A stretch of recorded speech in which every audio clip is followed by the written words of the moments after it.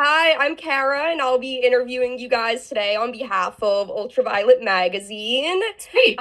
Can you guys introduce yourselves and share a fun fact about each of you? Sure. Are we we're jumping right in? We're good to go? Yep, jumping right in. Okay, cool. Okay, you can go first. Hi, I'm Lizzie, and a fun fact is I used to be a horse girl growing up. Oh my god. Um, I can't think of a fun fact. Hi, I'm Metalcore Liv. Um, Fun fact about me. Damn, I'm so boring. No. What is a fun fact about me? Hmm.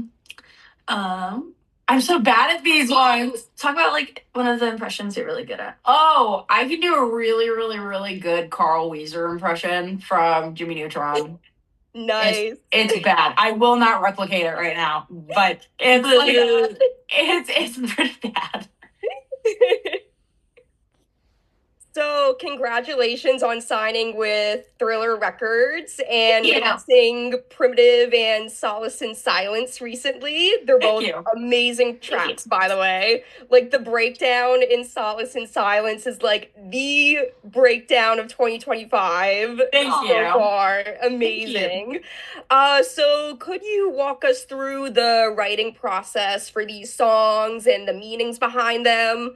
And what made you guys choose Thriller Records? It seems like such a great label. It must be very exciting being under the same label with up and coming metal bands like Catch Your Breath, Dark Divine, and like so many other bands. Yeah. So just go into that. Yeah, so I'm thinking I can do primitive, you can do solace? Sure. Okay, cool. So the writing process, it basically starts off with a demo, so an instrumental. So we start with that first, and then we add lyrics and melody. So that'll go for both songs basically. But primitive, the meaning behind it, it's about feeling like you're holding the other person and yourself hostage in a relationship. So it's not like one person's the villain, it's kind of both parties are the villains because either party could leave if they really wanted to, but they're choosing not to, so they're suffering forever together. Um, so in the music video, you can see that like I'm just decaying as a person, and that's like what I was trying to portray. And yeah, so that's like the main meaning. And if we're gonna get really technical, like sometimes I think like the moan to me, what it represents is like kind of like when you are like, all right, I'm done with this person, and then it's like, oh, we're back to square one, and it's like makeup vibes. Yeah. That's what I imagine, but obviously, like, everybody can have their own interpretation. For me, my primary interpretation would just be it's funny and it's a meme. But yeah. We love Exactly. Mocore. Yeah. We love it. Thank you. And then just to top off like the writing aspect topic, we work pretty closely. So our producers are Chris, Link, and then Kaylin Adam from Attila. And then Tristan and Reese will sit with them and write out the songs and come up with like a good instrumental and like some cool chugs and little wheedles and all that good stuff. And then Lizzie and I will sit back and like kind of think of like lyrics as we're hearing the instrumental come through and like feeling the vibe of the song. And then with Solace, Tristan and I wrote the lyrics for that song together. And it's just about like mental health and, you know, wanting to like quiet your inner demons and stuff like that. I actually ripped lyrics from Era, their song Nigh to Silence. He says, I saw it in a dream and I passed it on. So I felt that and I was like, okay, this is so sick. So I wrote Stuck in a Dream and I passed on. Um, and it just goes into like how suicide can affect family members and like loved ones and stuff like that, and how like alcoholism can be a really really big problem when it comes to grief. So yeah, and then signing with Thriller Records, honestly, I think it was such an easy decision because we met the team and we were just amazed. So Nico from Thriller, he came out to our show in LA when we were on tour with Attila, and just meeting him, like I just already loved his vibe, his energy. He's so sweet, and like our show was at 4:30 on a Saturday, and he hauled ass to come over. Yeah, and LA traffic. Yeah, like wow. I don't know, he's the real one for that, and yeah, overall, I think that everybody on the team is super passionate, and I love that, you know, there's only like, I think right now there's 10 bands signed, and I just like that it's like close knit. Like it's not like a giant label. Yeah. So I feel like that would be overwhelming. Like how do you find like your brand? Yeah, and it's definitely like a everybody knows everybody. Yeah, and everybody has like their own vibe and like iconic element about each band, which is really cool. Like honestly, I listen to all of the Thriller bands because they're just all so sick. Yeah. Thriller's really great. Like we get to work really closely with everybody now, you know, that we're signed, and it's been a really, really good, like enlightening experience. Because they're all super helpful, and then getting to like, I guess, work with everybody has been super sick. Like we love Bob. Bob's great. Megan, Katie, Nico, Nick, everybody on like the team is like fantastic. Yeah, I feel like working with such a small label, it must be really great because with all those like deeper connections, it must be feeling like working with family. Yeah, absolutely. That's pretty cool. Yeah. Everybody definitely is super, super close knit, so it's super helpful for sure. Mm-hmm. So, you're a two vocalist metal band, and you both do screams, which is pretty interesting because most metal bands with two vocalists, like I Prevail, for example, they have one person doing the cleans and the other person doing the screams, but you both do the screams. So, I'm wondering, like, what is the thought process behind who does what kind of vocals for each song? Does it depend on, like, the vibe or style of the song? How do you decide it? So we pretty much go off of like the vibe of the song. We have like an album coming up. I won't say when, but on the album, like we definitely spiced it up a little bit because typically it was like I would scream for the verses and Lizzie would sing, and then we would layer her screams underneath the chorus and make it sound really cool. And then for breakdowns, we would layer together. But we've kind of gotten to the point now where it's like we will chop up everything to like fit the vibe of the song. So like we have a song coming out later. I'm not going to say when. Later. And it is a song just literally all screaming. And so we chop up the verses, we do the chorus together, and then we do the breakdown together too. And it came together really cool. I mean, like, it's the same when it comes to singing as well. Like we with some new songs on the album, there's like no screams and all cleans, and it's her and I going back and forth, like singing to each other, and it's like it's really cool.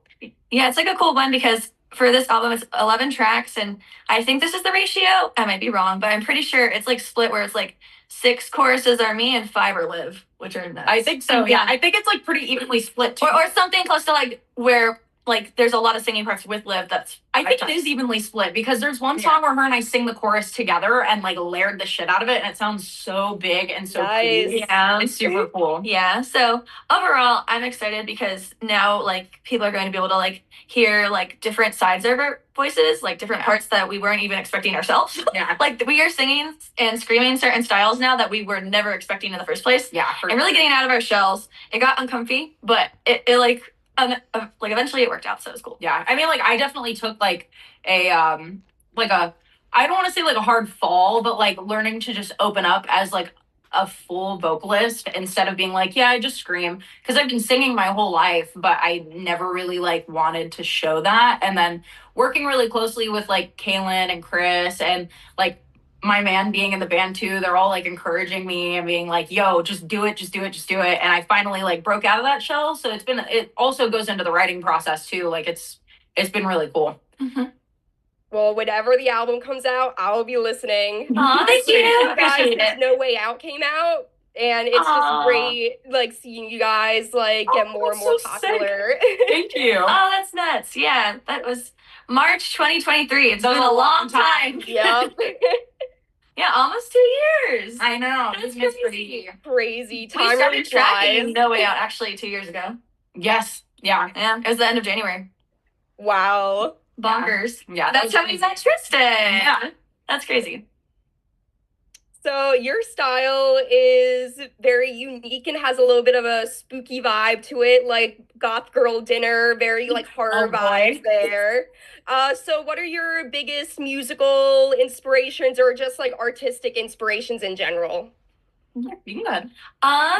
I would say like origin for like style and sound and vibes would totally be Amy Lee from Evanescence and Avril Lavigne. Great. Like, those two are so influential.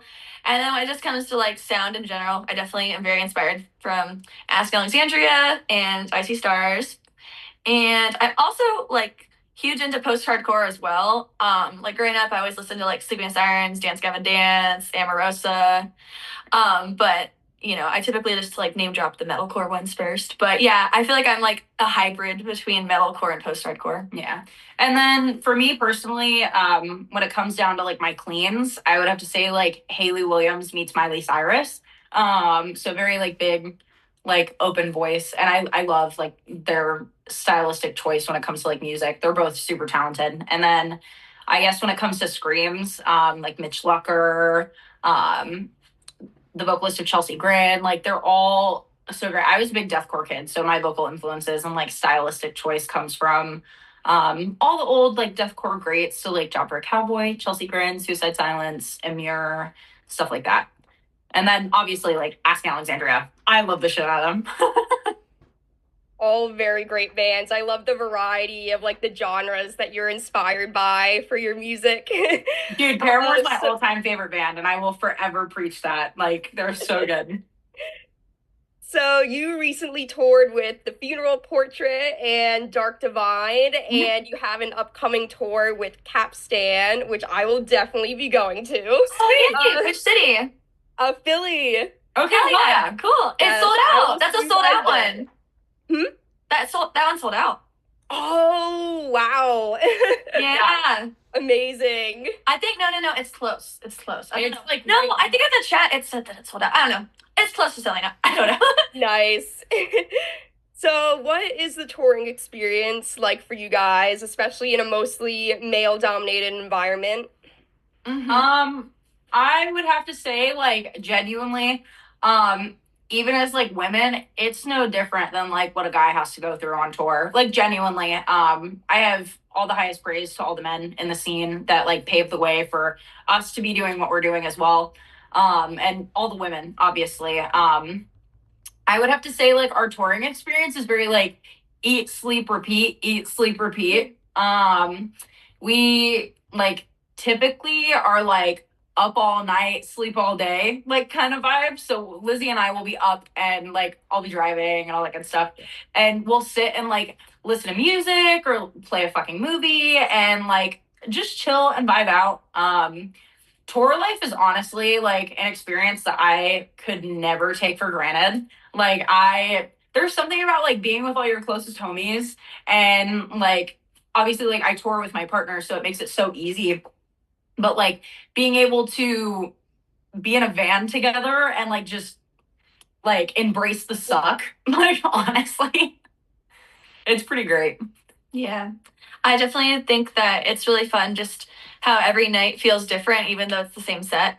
Like, that's one of my favorite parts is just like, oh, I can never get sick of this. Even though I thought in my head maybe I would. I don't. Yeah. I think that every night the people are different, the vibes are different, the venue's different, and the food is always different, which is always fun. So overall, like, it's like kind of just like a really fun way to travel. Like, it's probably my favorite, honestly, because you know, at least everything's planned out. Like we get an itinerary every day. So it's like, we don't have to like freak out and be like, what are we doing? It's like, we know what we're doing. There's no surprises most of the time. And yeah, so I love it. I think that honestly, every tour gets better and better too. Yeah. And to reel back to like, even like Lizzie said, like meeting all different kinds of people, like meeting all of like people from different walks of life and people that like love every kind of music. Like it's cool to be able to meet all of our fans, be able to talk to everybody and like feel out like the different states that we're in. Like everybody always has really good like food recommendations and they're like, yo, after your set, go here. And like it's cool. It's cool for sure. Yeah, touring sounds so fun. Just getting to meet like so many different kinds of people, going to so many different places. It just seems so great. Yeah. So you guys have come a long way in only a few years, like I mentioned before, like before you guys even like have a full-length album out, which is very impressive.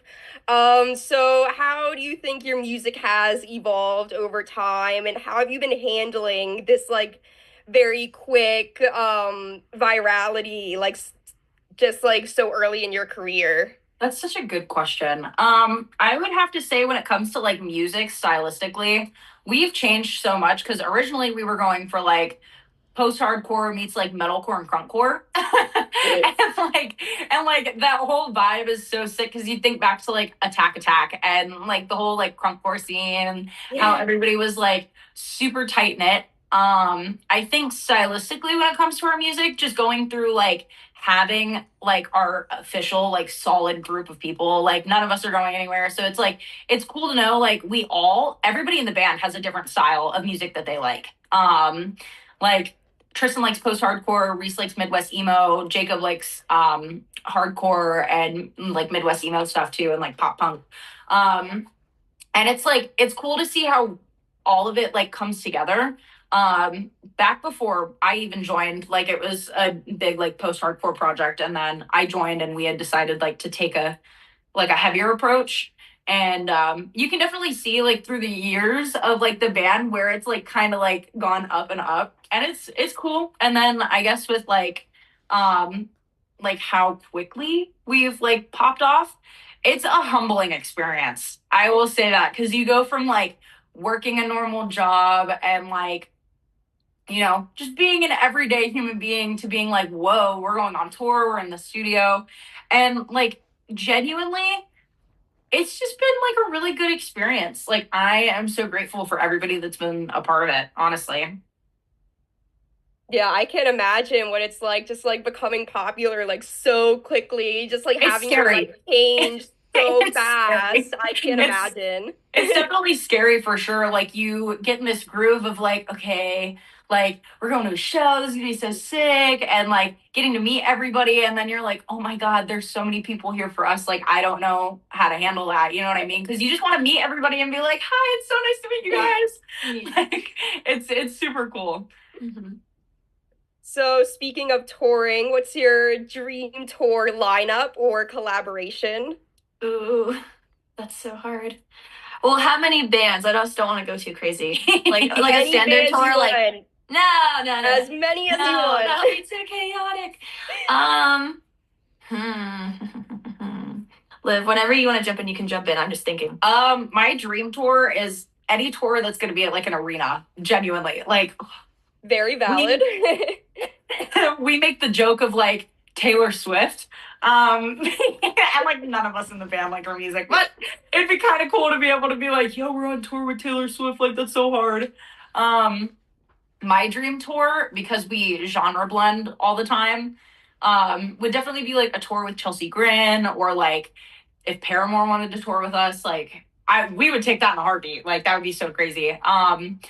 And I get shit on for this one, but Sleep Token, like I love Sleep Token. I think I they're love great, them and too. I think like their live presence is very, very good, and it'd be cool to like tour with them and learn from them.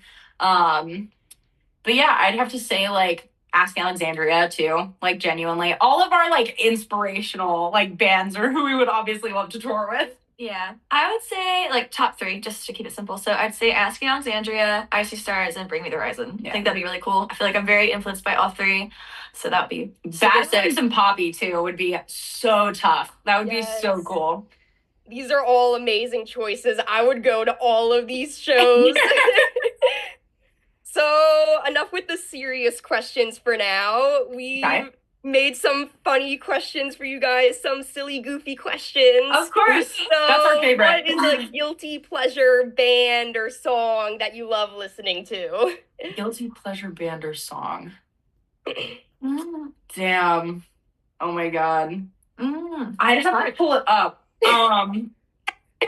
It's a stupid song. I mean, like my guilty pleasure is Sabrina Carpenter. Like I'm not gonna lie about Honestly, it. it makes the fuck sense. out of her. Her She's so songs are great. And catchy. yes, her vocals are so floaty too, and I'm like, oh my God. But I'd have to say, when Keeping It Real Goes Wrong by Amira is like my guilty pleasure song. Like I listen to it when I need like an ass beater vibe. It's so hard. I'm still thinking. I don't know. I'll just say what first like came to my mind. Growing up, my mom played a lot of Josh Groban, And I will say, like, I won't skip a Josh Groban song. Like, they're all good. And they're all bops. And, like, they just make you just want to, like, stand from, like, a balcony and just, like, have a bunch of birds. And, like, it's great. Yeah, when you're wearing, like, a really fancy robe and you're like, yeah. Yeah, so that's how that is so valid. Yeah, my mom had, like, a poster of Josh Groban, like, on her door, like, behind, like, she would, like, kind of hide it. Like, it was, like, and, like, it's funny, like, she'll be, like, in a drive-thru, and I'm so sorry she, like, watches this video. It's like, you really threw me under the bus. But we'll be, like, going through a drive-thru, and, like, Josh Groban's playing, and then she'll, like, turn down the music, and she'll go, shh, Joshy. You can go quiet so she can order food. Your poor mom. No, it just does. I'm sorry. She does not call him Joshy. That was a joke. Your mom sounds amazing. But yeah. So, do you guys have any random useless talents? My voice impressions, genuinely, it's The so Carl stupid. Weezer impression. Dude, my Carl Weezer impression, I can do Stitch pretty well. Like, it's just all over the place. I would have to say a useless talent is, like, I have a really good arm. I used to play softball. So, like, anytime she's like, yo, you want to go play catch? I'm like, dude, I will freaking destroy you. Like, I think that's pretty much it on my end. I would say that my kick is very strong. So I guess it could be, like, handy, but the only time I've ever, like, caused damage was when I wasn't supposed to. But I've broken 2 of my friends' fingers.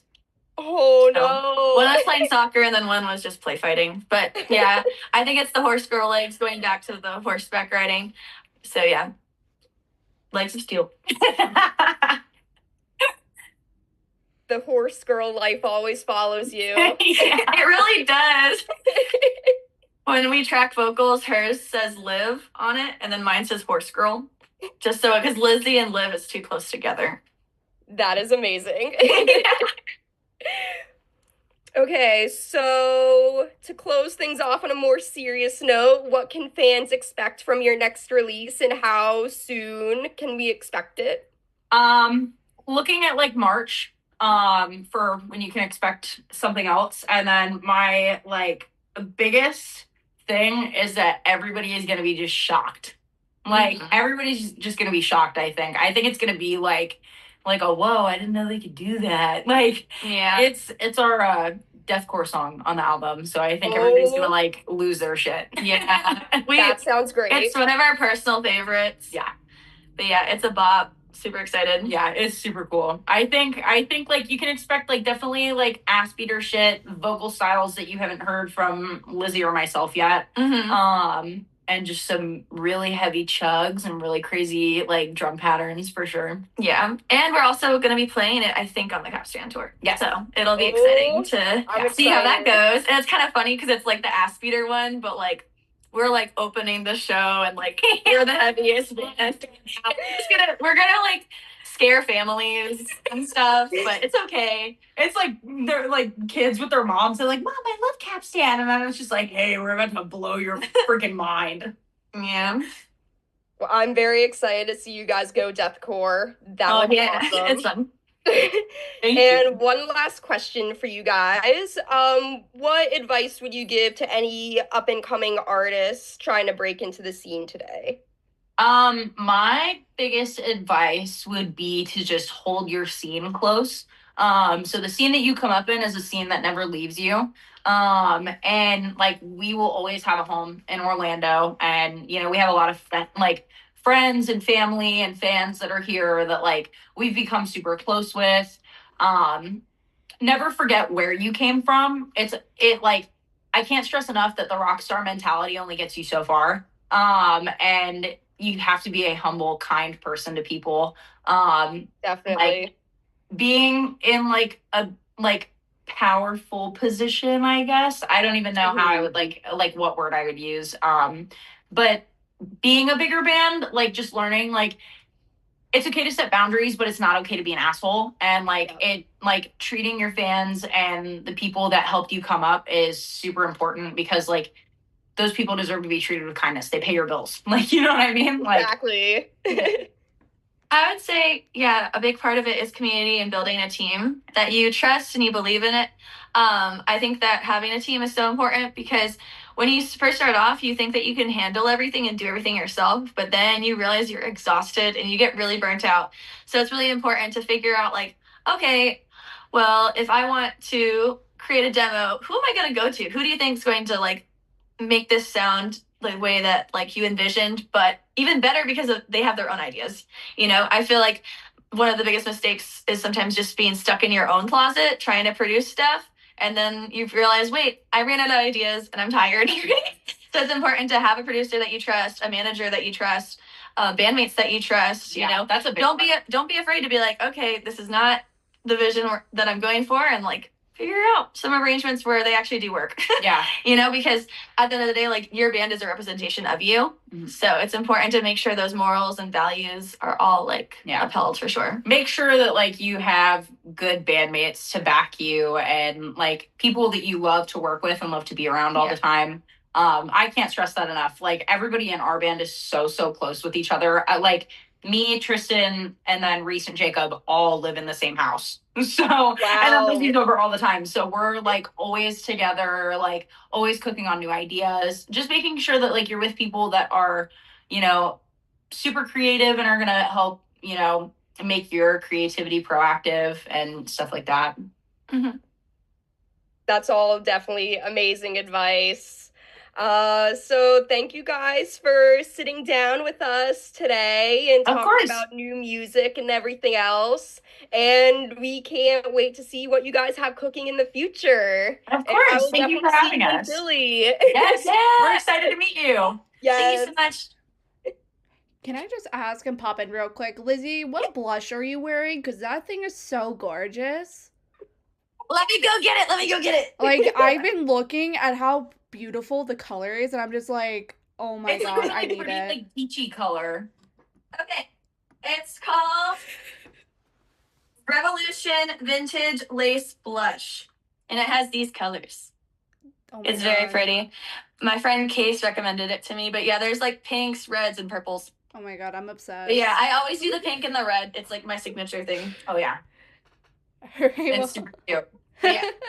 But yeah, highly recommend. You could get it at like Target. Oh. Or just Amazon, just so it's easier. Yeah, a lot easier. Yeah, I'm sorry. I was just like, oh my god, I can't. I need to ask. Of course. Thank you, though. Yeah. Oh, thank you guys for sitting down with us, though. It was a pleasure. I'm going to be at the Brooklyn show, too. I know Kara was mentioning Philly. At the Meadows. At the Meadows. I love that venue, actually. I love it, it's super nice. Like, I've had so many times where I've been kicked in the face trying to find the bathroom going there. Like, all these men crowd killing. I'm just like... The Brooklyn scene is unmatched. Like, our last show that we played there was, like, crazy. And, like, the pit opened up immediately, and I was like, this is the vibe. Yeah, it was one of my favorites. The funeral portrait, right? Yes. I had laryngitis. I was going to go to that show, and I was like, I can't talk. Well, now you're feeling better. But yeah, you guys were amazing, though. Thank you for sitting down with us. And I'm sorry I interrupted about the blush, but... No, dude, no apologies. You were totally good. All right. Well, you guys have a good day. Yes, you as well. We'll see you guys soon. Thank you. See ya. Take care. Bye.